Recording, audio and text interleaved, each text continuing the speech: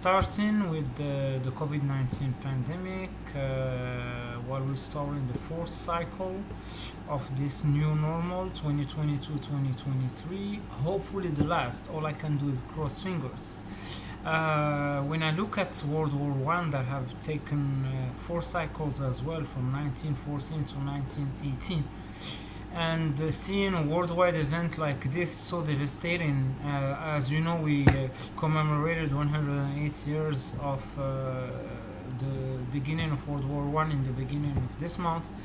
This is really unreal that we're living this. But like I said, this is further more than a century marking event. It is a millennium marking event, given the consequences and the domino effect that we have seen ever since March 2020.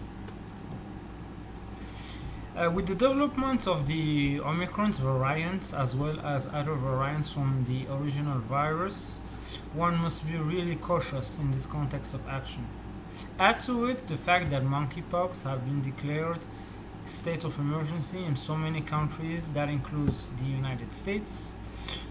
It's not as dangerous as COVID, but like I said in the beginning, in November 2019, when COVID started mildly in the People's Republic of China, we always looked at it and underestimated it. So I hope the same mistake will not be done with monkeypox. This is turning really into a bacteriological war. I don't like to use biological warfare in this context of action, and even though bacteriological refers to bacteria and not viruses, but it's more appropriate to use bacteriological war than biological. So you can add to all this Ebola and Marburg as well. This is something to follow up within the near future. The Gates Foundation and the UNDP spoke also about the regression of the socio-economic characteristics of our modern society. With the start of the COVID-19 fourth cycle, it is very hard and challenging to see how we can reverse the trend. The emancipation of polio back again in New York City and London is as well a concern. As I have tweeted lately, this is a health emergency that is not only for the United States or the United Kingdom, but I have also spoken about Japan and the Republic of Korea.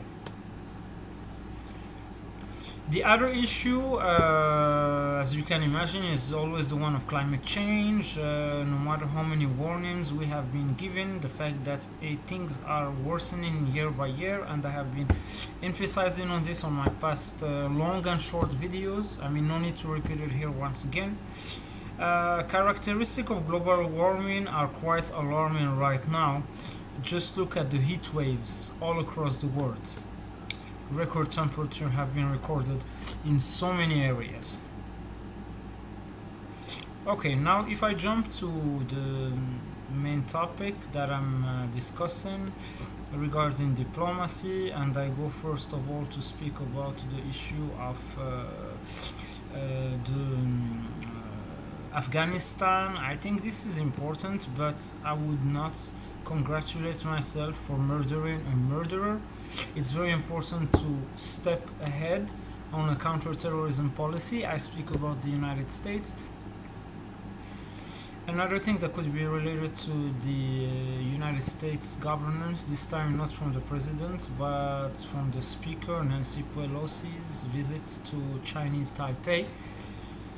As you know, regarding all this topic, I've been on the phone throughout the beginning of the week in New York, Washington DC, Paris, Rabat, and other areas throughout the world.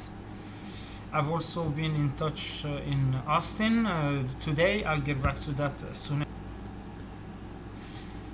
When I look at this situation and the position of the People's Republic of China regarding this context of action, the only comment I want to make right now is that you have to look at the situation as it has been looked by the philosophy and the great dream of Sun Yat-sen in the beginning.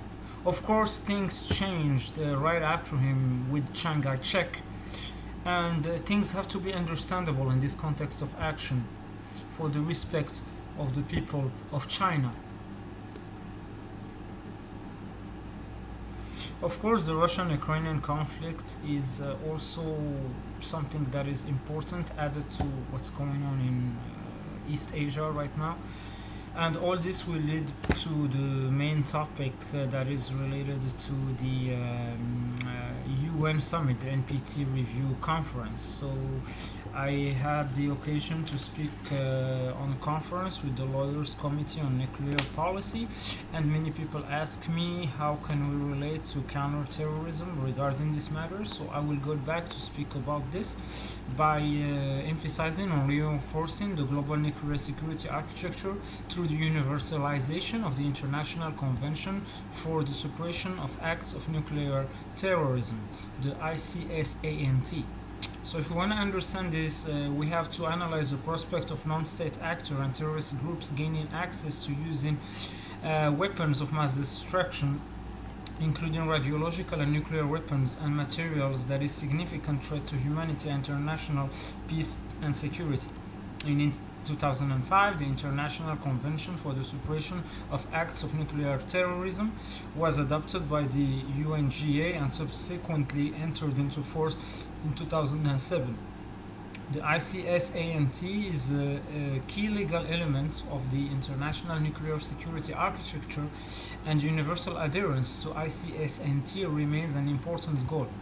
In its final conclusions and recommendations, the 2010 Review Conference of the Parties to the Treaty of the Non-Proliferation of Nuclear Weapons encourages all state parties to ratify the ICSANT as soon as possible. The subsequent preparatory committee meetings for the 2020 Review Conference of the Parties to the NPT reiterated their concerns regarding the threat of terrorism and the importance of ratifying and effectively implementing ICSNT.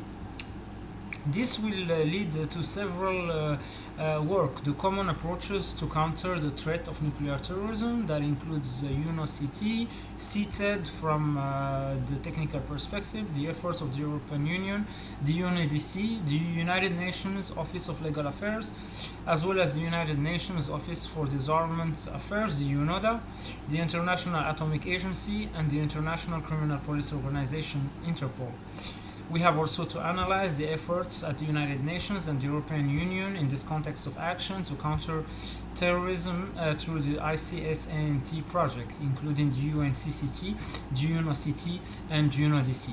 Finally, very critical to focus on adherence to and effective implementation of the ICSNT from a member state's perspective.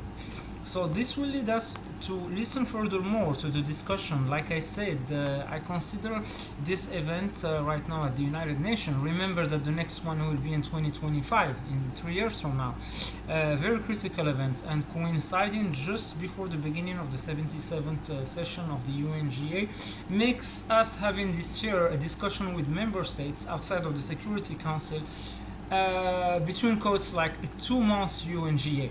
So looking forward to hear from all member states, all parties that are involved in this discussion.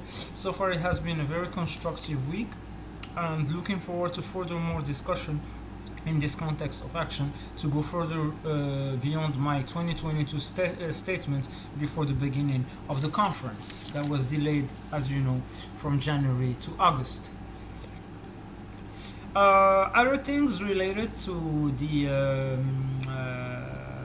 work of the Security Council, I will be following up as well with the presidency of the People's Republic of China, getting back to the topics that I have invoked in the beginning, the tension in East Asia, as well as the Russian-Ukrainian conflicts, as well as many other issues of conflicts all across the world. Again, I was saddened to hear about the issues that has happened today, respectively in Cameroon, the Democratic Republic of the Congo, and Mali as well. That includes 800 displaced people for the latter.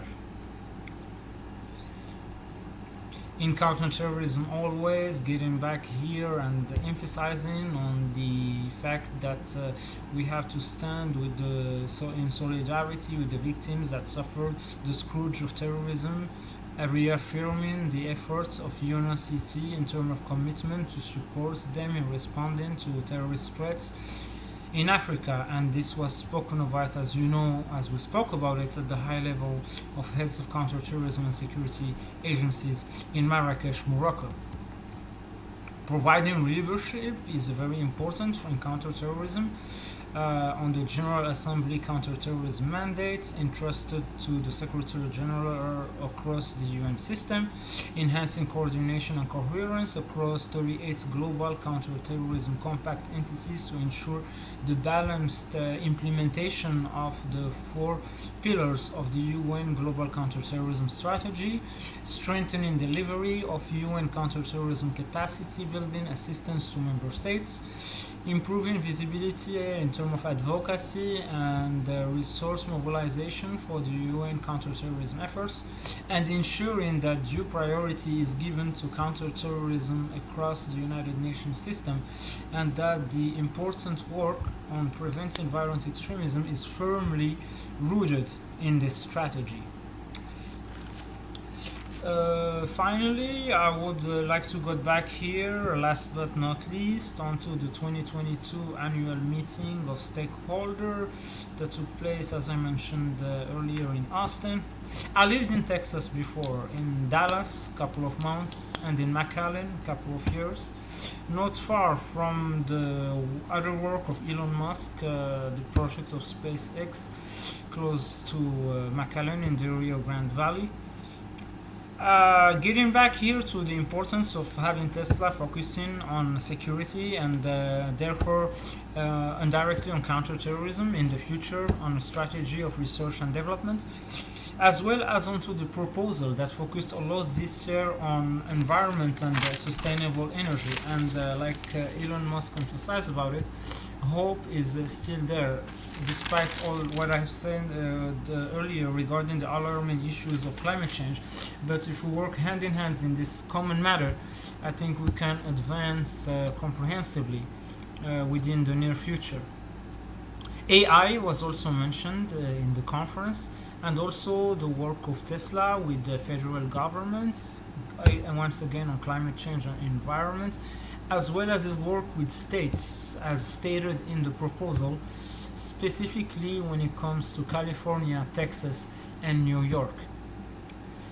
Outside of the event of Tesla, just to add it up, like I said, I have been speaking about politics before and the project of reinvigorating issues here. I don't want to sound repetitive, all goes from federal level.